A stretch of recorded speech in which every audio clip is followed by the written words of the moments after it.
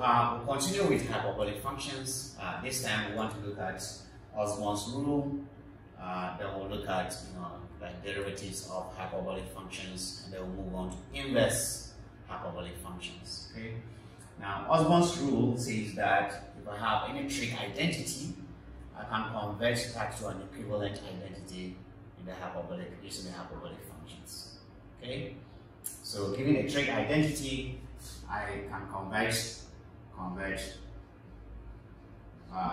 the cosines to the hyperbolic cosines, and then I also convert the sine to the hyperbolic sine. Except, now there's a rule or an exception, except where you have a product of two sines, a product of two sines, then a sign change must be effective. Okay? So given a relationship in trig, okay, you can always change the cosines to the hyperbolic cosines, the sines to hyperbolic sines, and then you have an equivalent identity, okay, for the hyperbolic functions. But wherever you have a trig identity and there's a product of two sines, you have to change the sign, all right in front of that product term. So if it's a plus, change it to a minus change it to a positive. That is what it says.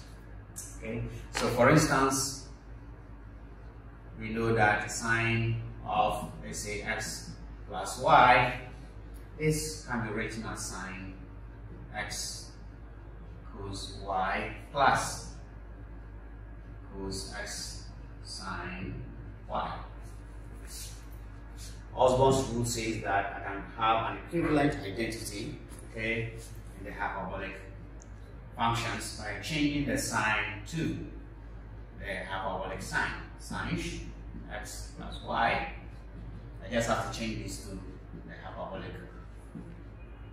Change this to cos.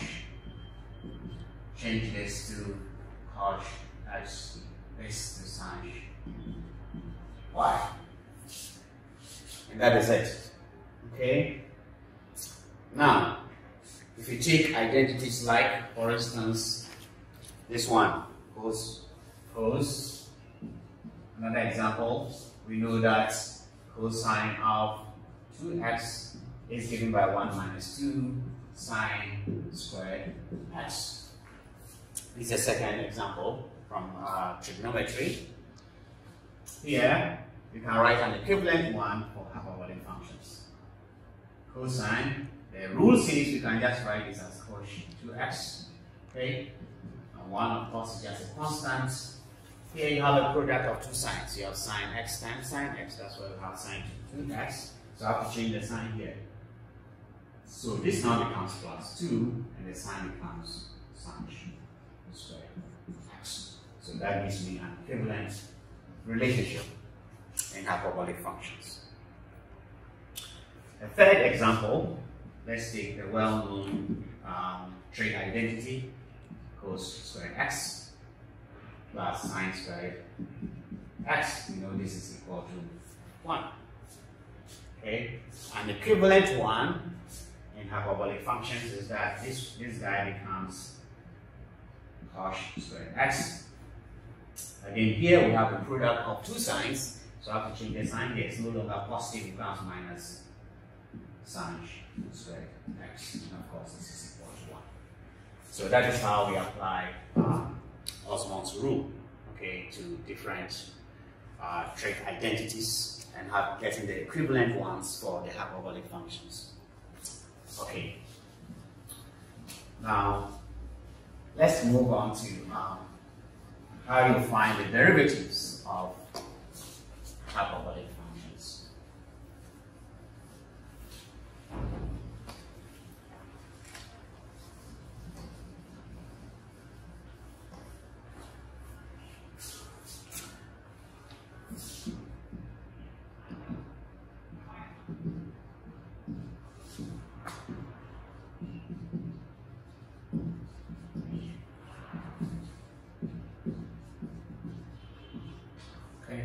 how do you find the derivative of hyperbolic functions? Now, because hyperbolic functions are defined in terms of exponentials, and we know how to easily differentiate exponentials, it's quite easy to find the derivatives of hyperbolic functions. Okay? So, for instance, we know that cos x is given by e to the x plus e to the minus x all over 2. So this you can rewrite as 1/2 e to the x plus 1/2 e to the negative x. And so to find the derivative of the hyperbolic cosine, the x of cos x will just be equal to the derivative of the exponential, yes, exponential function. We get the same thing. If you differentiate this, we get minus. That gives us minus 1/2 e to the minus x. This we can rewrite as e to the x minus e to the minus x divided by 2. And immediately we recognize this to be another hyperbolic function, which is the sine, the hyperbolic sine function. So this is equal to sine x. So dx of cos x is just equal to sine x. So know the difference between the trig and then hyperbolics here. When you differentiate the cosine function, you get a negative sign. But it's not the case here for the hyperbolic functions. dx of cos is just sine. And here, we can have a second example. dx, sine x is e to the x minus e to the minus x all over 2, which implies I can do dx of sine x is just equal to, I differentiate this guy. I'm still going to have 1/2 e to the x. This gives me plus negative, that negative is plus e to the minus x. So this is e to the x plus e to the minus x all over 2. And again, we recognize this to be hyperbolic cosine cos x. So the x of sine x cos is just equal to cos x. Okay? So most often that is how you differentiate the hyperbolic functions.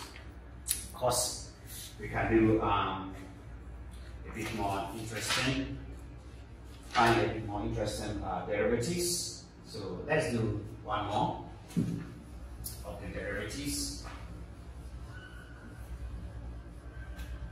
Okay.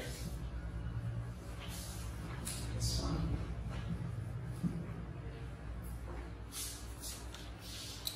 Let's show that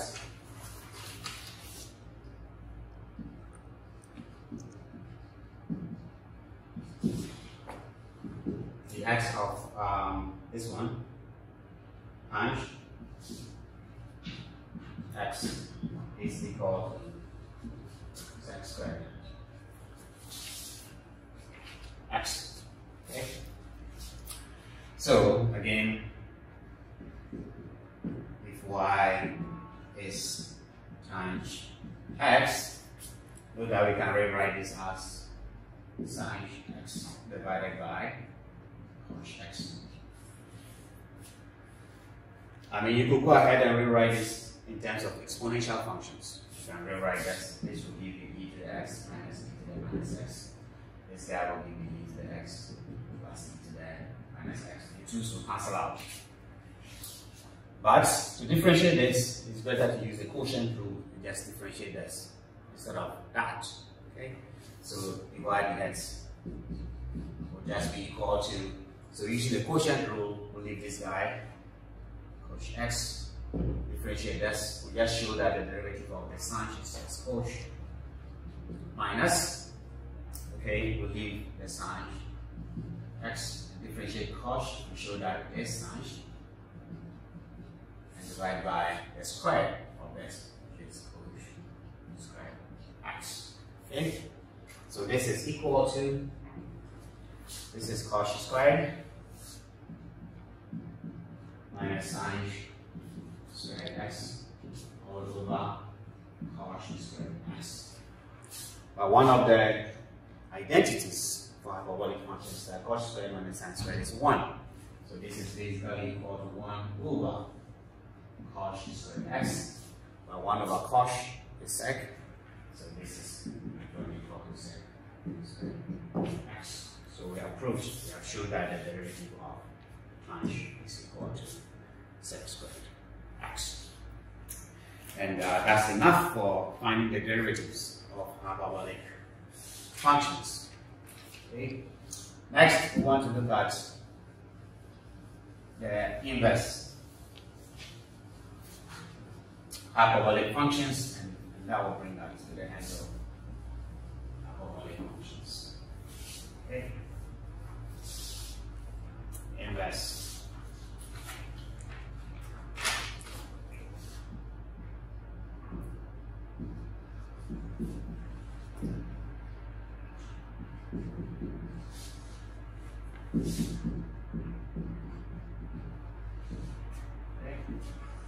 Inverse hyperbolic functions. Now recall that a function has an inverse. That function is 1 to 1. That is key. That is an important one. Now note that the cosh function y equals cosh x. Okay, we showed that the sketch of this was this. This is a function that looks like that. Okay. Now, as it stands, okay, in the domain from minus infinity to infinity, right? It's not 1 to 1. Okay, so this in general will not have an inverse. But if you restrict the domain to only say the positive values of x from 0 to infinity, okay, so if you get rid of this part, then this function will be a 1-to-1 function, and so we can find the inverse of this. All right. Good. So if y is defined as cosh x for from 0 to infinity, if it's defined as this, then it should have an inverse. Now, one of the properties of inverse functions, when we dealt with inverse functions, was that they have a so-called reflective property. This is one here. Okay, that if this is the line y is equal to 1, then the inverse of this, you can get the inverse graph of this by reflecting this about the line y is equal to x. So reflection of this, so this is 1, the graph of the inverse function looks like that. So this guy here is the graph of the cosh, and then if I reflect it about y equals x, I get the inverse function. Okay, so this is y is equals to cosh inverse of x. Okay. So that is one way you sketch the inverse functions of hyperbolic functions. Of course, inverses in general, we know that if y is equal to, let's say, sine inverse of x, this implies that x is equal to sine y, right? In general, by definition of the inverse function. But this is how you will sketch this. And you can use a similar approach to sketch that of the inverse hyperbolic functions. We know that the hyperbolic function, the hyperbolic sine function itself, is a function that looks like something like this. This is something like that. Okay. This guy, if I draw the line y is equal to x, a reflection of that about this line would be the graph that will matter here, would be the curve that looks something like this and something like this. Okay, so this guy here would be how the graph of the inverse hyperbolic sine function. Okay, and this is a hyperbolic sine. Okay. So by using the reflective properties of inverse functions, you can sketch the graphs of these hyperbolic functions. Now, one of the other ones which you can easily sketch is the punch. You have the punch function. We drew this as this was bounded between 1 and -1. It was a graph that looks like this. Okay, so the domain, okay, was all of that minus infinity to infinity, and the range was that's between -1 and 1. The range was between 1 and 1. Now note that the range of the inverse function is the domain of the function, and then the other way around for the range. So you can use that. To search the inverse hyperbolic function. Okay, so times inverse of x, for instance, and we search it. Because we know the domain and range of the times that of the inverse, the domain for the inverse function will be this guy. It will be from -1 to 1, and the range will be from -infinity to infinity. That is a property of inverse functions. So the domain is just from -1 to 1. The range of y. Okay? But of course, if you use the reflective property of distance, what it means is that the reflection of this about this will be a graph that will look something like this. So this is going to cross this out. It's bounded by this and bounded by that. On this branch, it's going to go and approach this, and on this branch, it's going to go and approach that. So that is a graph of the inverse hyperbolic function. Using the range and domain of the hyperbolic tangent, as well as the fact that the inverse has a reflective property about the line y is equals to x. So that gives us that. Alright? So now that we are done with the graphs, hyperbolic functions can be represented as log functions. So let's look at that. How do we representation? One look at the representation of hyperbolic functions as logarithmic functions. And that is important, especially when it comes to finding the derivatives of the hyperbolic functions. So representation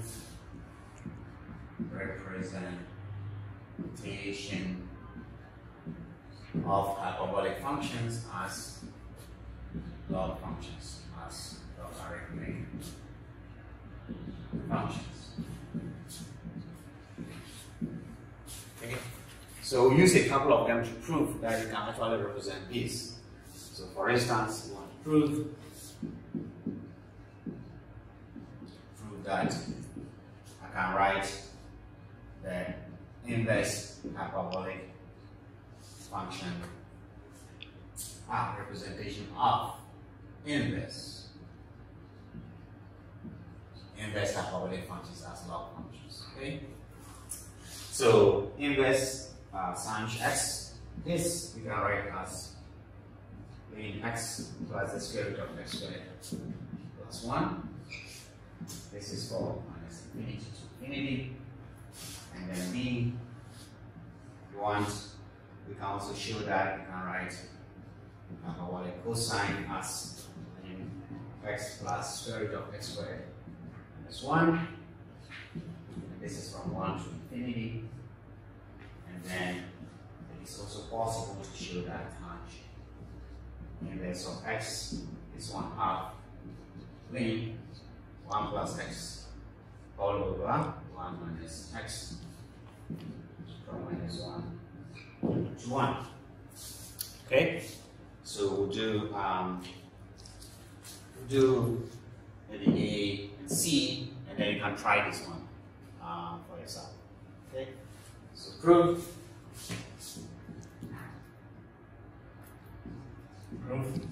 Okay, A, we want to let y, for instance, be equal to the hyperbolic, the inverse hyperbolic x. This implies that, okay, sine y is equal to x. That's the inverse there. Okay, now there are two ways. We know the definition for a sine, right? The this e to the, so this implies that x is equal to this. I can write it in terms of exponentials. This is e to the y minus e to the negative y divided by 2. Okay. This implies that 2x, well, if you want, you can multiply the top and bottom by e to the y. This implies x is equal to e to the 2y minus 1 all over 2 times e to the power 1. This implies that 2x e to the y is equal to e to the 2y minus 1. I can rewrite that equation to get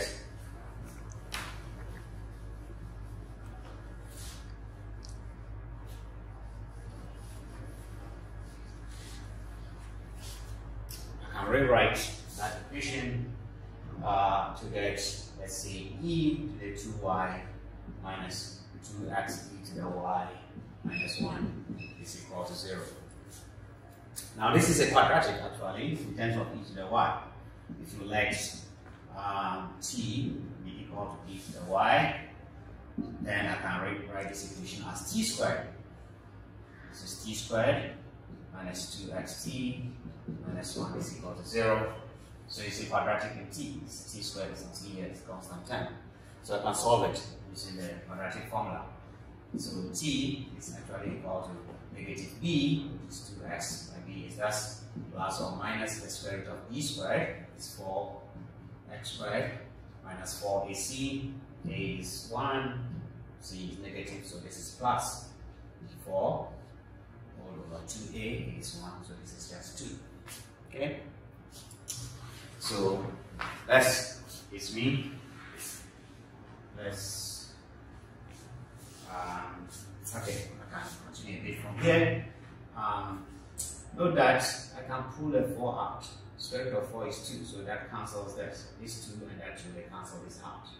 So if you want to, this is 2x plus or minus. This is also 2 x squared plus 1 all over 2. Okay. Now if I pull 2 out, it cancels out. So t is equal to x plus or minus the square root of x squared plus 1. Okay.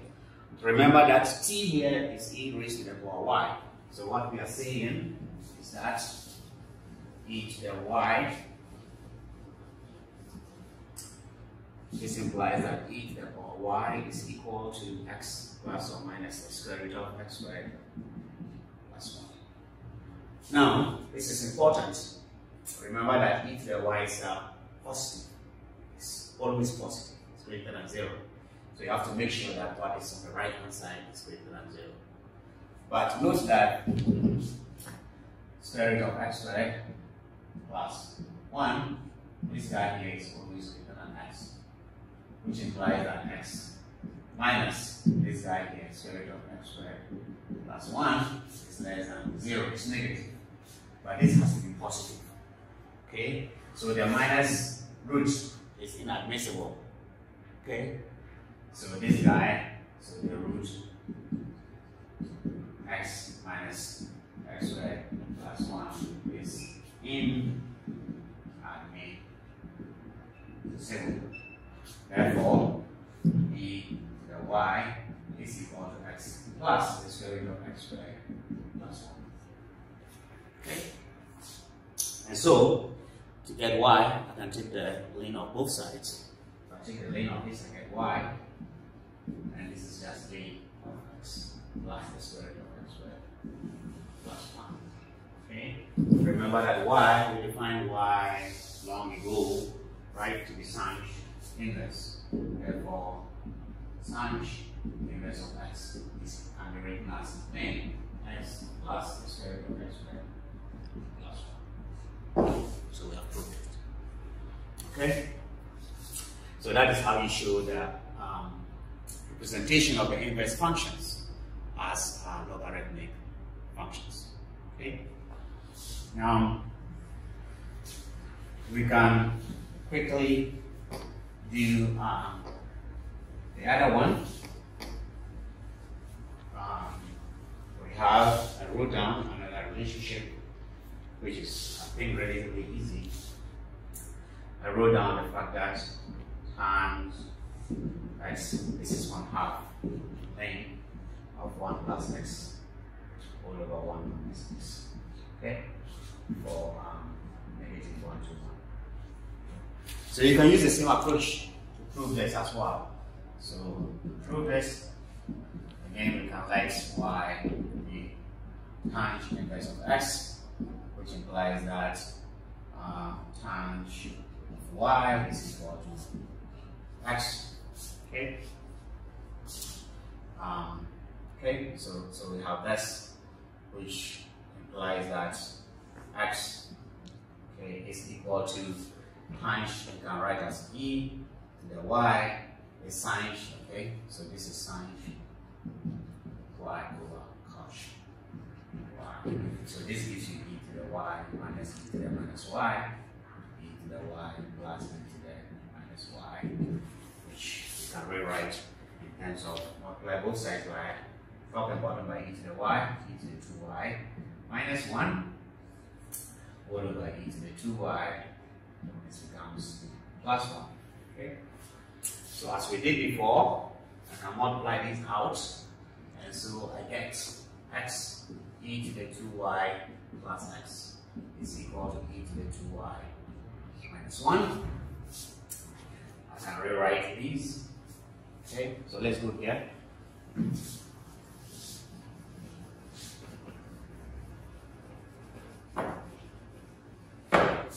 So I can combine these guys.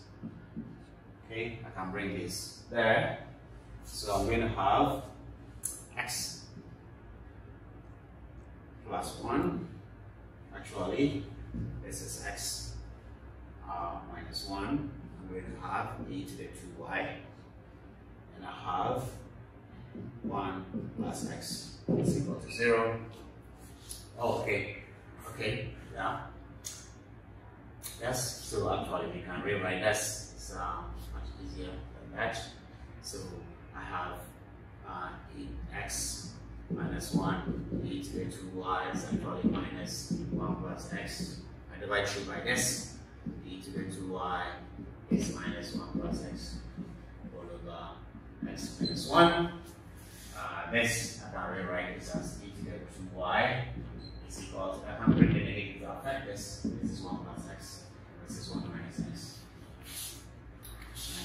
Minus, okay. So now I can take the ln of both sides. Take the ln of both sides. I have 2y is equal to ln 1 plus x, 1 minus x. Divide through by 2, and then you have y is 1/2 ln 1 plus x, 1 minus x. So remember that y is the tangent inverse of x. So we have actually proved tangent inverse of x is ln of 1 plus x.